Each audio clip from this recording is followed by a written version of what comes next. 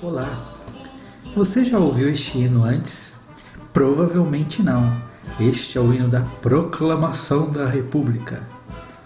Agora imagine este belo hino com uma batida de funk de fundo. No vídeo de hoje nós vamos refletir sobre o processo da queda do Império e a Proclamação da República.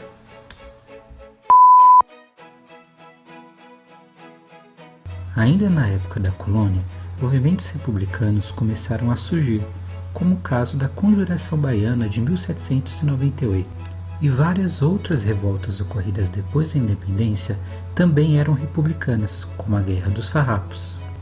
Ou seja, o imaginário da República já existia em várias capitanias do território brasileiro muito antes da proclamação da República.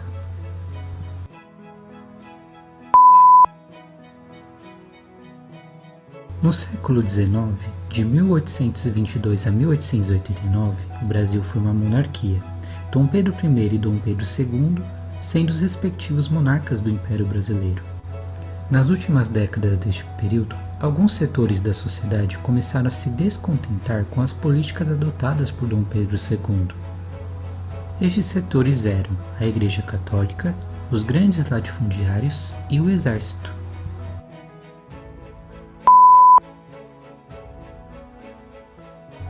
A insatisfação da Igreja com o Imperador surgiu principalmente após a liberdade de culto para os maçons, que eram mal vistos pela Igreja Católica.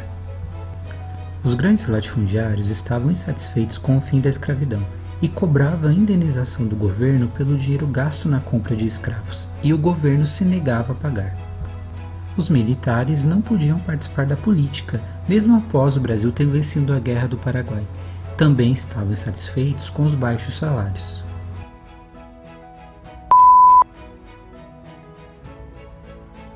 Estes grupos insatisfeitos vinham tentando o apoio do Marechal Deodoro da Fonseca para a causa republicana. Tudo começou com uma fake news. Os republicanos convenceram Deodoro de que o então presidente do Conselho de Ministros de Pedro II, o Visconde de Ouro Preto, havia expedido uma ordem de prisão contra ele, mas não era verdade. Mas isso bastou para que Deodoro marchasse pelo Rio de Janeiro exigindo a deposição do ministério. Para piorar, Deodoro então soube que o novo ministro-chefe seria Gaspar Silveira Martins, seu desafeto, que tinha disputado o amor da mesma mulher na juventude. Aí já é demais, Deodoro talvez tenha pensado. O fato é que isso levou Deodoro, que até então não viu o Brasil sem a monarquia, a derrubar o seu amigo Dom Pedro II e instituir um governo provisório. Sendo assim, no dia 15 de novembro de 1889, estava proclamada a República, graças a uma fake news e a um desafeto romântico. Na madrugada do dia 16, Dom Pedro II foi comunicado sobre a mudança de regime e recebe a intimação para deixar o Brasil com sua família em 24 horas, encerrando assim o Império e iniciando o período republicano.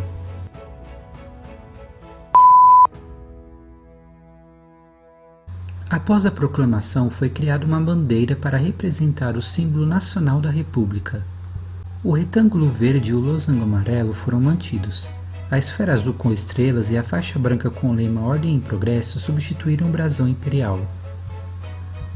E as estrelas representam os estados da federação. Na verdade, a primeira bandeira proposta pelos republicanos foi esta, mas não foi aceita pela população, então adaptaram a bandeira imperial para a que conhecemos hoje. É preciso deixar claro que, assim como a independência do Brasil de 1822, a proclamação da República não teve participação popular. E essa grande parte da população ainda admirava Dom Pedro II, e o processo de aceitação da República demorou muitos anos.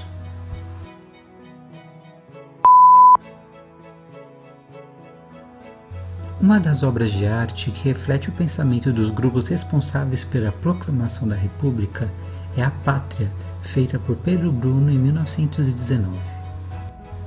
Observe, a luz que invade o cômodo representa a recente proclamação da República, que iluminava e inspirava a população, levando a sonhar com um futuro glorioso. No centro da obra, a bandeira é um importante símbolo nacional. Sua confecção representa a formação de uma nova nação. Novamente no centro, as crianças, filhas da nova pátria, a recebem com afeto. Logo abaixo, um bebê brinca com mais uma estrela a ser costurada na bandeira. Este ato simboliza a adesão das diversas regiões do Brasil à República. A República é representada por uma mulher desde a Revolução Francesa. Isso justifica a presença de tantas mulheres nesta pintura. Nos quadros logo acima estão homenageados dois personagens considerados heróis republicanos, Tiradentes e o Marechal Deodoro da Fonseca. No canto direito, o homem velho sentado no canto, longe da cena principal e da luz, representa a monarquia, ultrapassada e incapaz de atuar diante das transformações do país. Este quadro é testemunho de um esforço retórico e ideológico dos pintores da Primeira República para tentar reafirmar um regime que não era amplamente aceito pela população do Brasil.